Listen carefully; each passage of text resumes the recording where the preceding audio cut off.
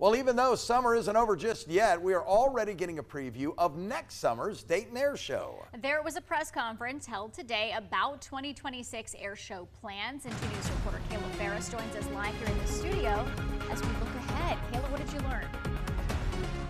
Well, Brooke and Jack, this year's Dayton Air Show was definitely one for the books, and there's already a lot to look forward to for next year. For starters, the show will be happening a week earlier than it was this year. The dates are set for June 13th and 14th of 2026. As for the acts, organizers say they are proud to announce that the U.S. Navy Blue Angels and Tour are coming to the 2026 show. The Navy Blue Angels and Tour are returning after coming last year in 2024. On a charitable note, the Gary Sinise Foundation will be the charity of choice again for next year.